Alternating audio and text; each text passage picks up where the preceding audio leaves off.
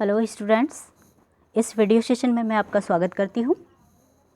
Students, आज हम संस्कृति कल्चर के बारे में पढ़ेंगे, जिसे निम्न सब टॉपिक्स के माध्यम से हम समझने का प्रयास करेंगे। सबसे पहले संस्कृति का अर्थ, संस्कृति की परिभाषाएं, संस्कृति के प्रकार, संस्कृति की विशेषताएं, संस्कृति की समाज में भूमिका अथवा महत्व। इन सब टॉपिक्स के माध्यम से हम संस्कृति को समझने का प्रयास करेंगे। मानव की सबसे बड़ी संपत्ति उसकी संस्कृति है। विकास के अनेक स्तरों से गुजरते हुए आज का मानव यदि इतना सभ्य और प्रगतिशील बन सका है तो इसका एकमात्र कारण उसकी संस्कृति है। संस्कृति के रूप में ही मानव ने तरह तरह के विचारों, व्यवहार के तरीकों तथा आविष्कारों के द्वारा एक अपूर्व कुशलता प्राप्त की है। इसी कारण यह कहा जाता है कि यदि मानव से उसकी संस्कृति छीन ली जाए तो जो कुछ भी शेष रहेगा वह मनुष्य नहीं बल्कि एक प्रकार का नर वानर होगा। हम जब कभी भी संस्कृति की बात करते हैं तो संस्कृति का अभिप्राय केवल शिष्टाचार के ढंगों अथवा विनम्रता के गुण से समझ लिया जाता है। वास्तव में ऐसा नहीं है। एक सामाजिक प्राणी के रूप में मनुष्य अपने पूर्वजों के ज्ञान का लाभ उठाकर और स्वयं भी उसमें अपने अनुभवों को जोड़कर जो कुछ भी अर्जित करता है वह सभी संस्कृति का अंग है। देखते हैं संस्कृति का अर्थ। संस्कृति शब्द का वैज्ञानिक एवं औपचारिक अर्थों में प्रयोग मानवशास्त्री E.V. टायलर के द्वारा 1831 में अपनी पुस्तक प्रिमिटिव कल्चर में किया गया। शाब्दिक अर्थ में संस्कृति शब्द संस्कार का रूपांतर है। सामान्य अर्थ में संस्कृति शब्द अंग्रेजी भाषा के कल्चर शब्द का पर्यायवाची या समानार्थी है। इस कल्चर शब्द की उत्पत्ति लैटिन भाषा के शब्द कल्चरा से हुई है। संस्कृति शब्द की उत्पत्ति संस्कृत शब्द से हुई है। संस्कृत का अर्थ है शुद्धि की क्रिया, परिमार्जन या धार्मिक क्रियाएं। इस प्रकार संस्कृति शब्द दो शब्दों से मिलकर बना है, संस प्लस कृति। संस उपसर्ग का अर्थ है अच्छा और कृति शब्द का अर्थ है करना। अच्छे ढंग से कार्य करना ही संस्कृति है। संस्कृति शब्द का प्रयोग विभिन्न अर्थों में किया गया है। दैनिक जीवन में समाज द्वारा स्वीकृत नियमों का पालन करने वाला व्यक्ति सुसंस्कृत कहलाता है। साहित्यिक अर्थ में जीवन के प्रकाश और कोमलता को संस्कृति कहते हैं। वहीं मानवशास्त्र की दृष्टि में संस्कृति सीखे हुए व्यवहार की वह समग्रता है जिसमें कि एक बच्चे का व्यक्तित्व पलता और पनपता है। इसी प्रकार कवियों ने संस्कृति का सौंदर्य चेतना से संबंध स्थापित किया है।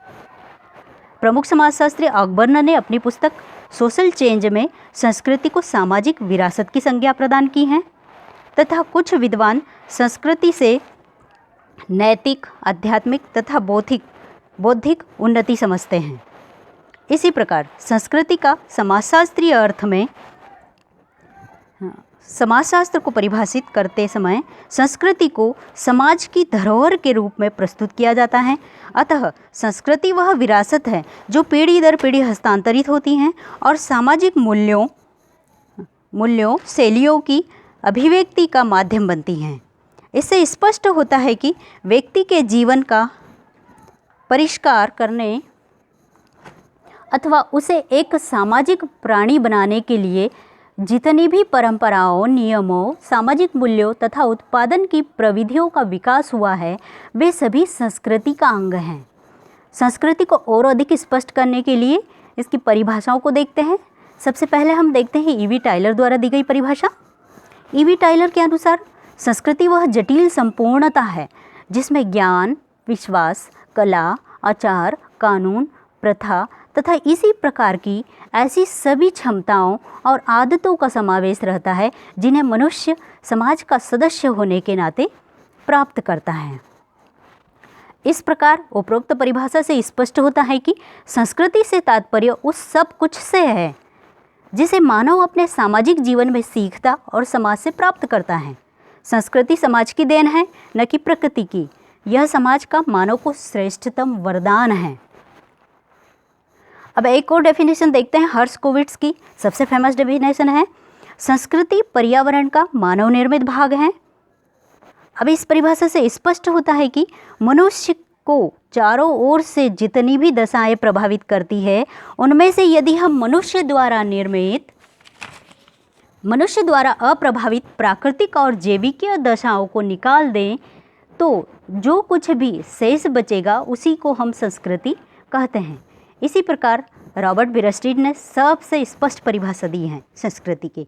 संस्कृति एक जटिल संपूर्णता है जिसमें उन सभी विशेषताओं का समावेश होता है जिन पर हम विचार करते हैं, कार्य करते हैं तथा समाज का सदस्य होने के नाते उन्हें अपने पास रखते हैं। इस परिभाषा में संस्कृति में जहाँ एक ओर विचारों और व्यवहारों के रूप में कुछ अभौतिक विशेषताओं का समावेश होता है, वहीं बहुत सी वस्तुओं के रूप में संस्कृति की प्रकृति भौतिक भी होती हैं। इस आधार पर संस्कृति को WF अकबर्न ने 2 भागों में विभाजित किया है, भौतिक संस्कृति और अभौतिक संस्कृति। भौतिक संस्कृति के अंतर्गत वे सब बातें आती हैं जिसका स्वरूप अमूर्त है और जिनका विकास मनुष्य के सामूहिक रूप में रहने और कार्य करने से होता है। इस प्रकार मनुष्य की समस्त भौतिक उपलब्धियों को भौतिक संस्कृति के अंतर्गत शामिल किया जा सकता है। यह पूर्णतः मानव उत्पादित है। संक्षेप में, मनुष्य ने प्रकृति के साधनों और शक्तियों को परिवर्तित और नियंत्रित करके जिन पदार्थों को बनाया है उन्हें भौतिक संस्कृति में शामिल किया जाता है। फॉर एग्जाम्पल, फर्नीचर, घड़ी, पंखा, तरह तरह के उपकरणों, मशीनों, इमारतों, सड़कों, पुलों और संचार के अनेक ऐसे साधनों का आविष्कार कर लिया है जिनके द्वारा वह एक बड़ी सीमा तक प्रकृति पर विजय प्राप्त कर सका है। इस आधार पर यह कहा जा सकता है कि मनुष्य द्वारा बनाए गए भौतिक पदार्थों की संपूर्णता को ही हम भौतिक संस्कृति कहते हैं। अभौतिक संस्कृति संपूर्ण संस्कृति का वह भाग है जो अमूर्त होता है। इस प्रकार मनुष्य जिन विभिन्न विश्वासों, विचारों, नियमों, प्रथाओं, परंपराओं और शिष्टाचार के तरीकों में जीवन व्यतीत करता है, वे सभी अभौतिक संस्कृति का निर्माण करते हैं। यथा धर्म, परंपरा, विश्वास, आदर्श, नियम, भाषा आदि अभौतिक संस्कृति के अंग हैं जो कि अमूर्त हैं तथा मनुष्य द्वारा निर्मित नहीं होते हैं। अभौतिक संस्कृति कहलाते हैं। अभौतिक संस्कृति अपेक्षाकृत जटिल होती हैं तथा उसमें बहुत कम अथवा धीमी गति से परिवर्तन होते हैं। इस अभौतिक संस्कृति का संबंध मानव के आंतरिक संबंधों से है। आइए अब देखते हैं इसकी कुछ विशेषताएं। संस्कृति सीखा हुआ व्यवहार है। संस्कृति सीखे हुए व्यवहार प्रतिमानों का संपूर्ण योग है। व्यक्ति जिस संस्कृति में जन्म लेता है उससे वह सीखता है, अतः संस्कृति सीखा हुआ व्यवहार है। द नेक्स्ट है संस्कृति मनुष्य द्वारा निर्मित है।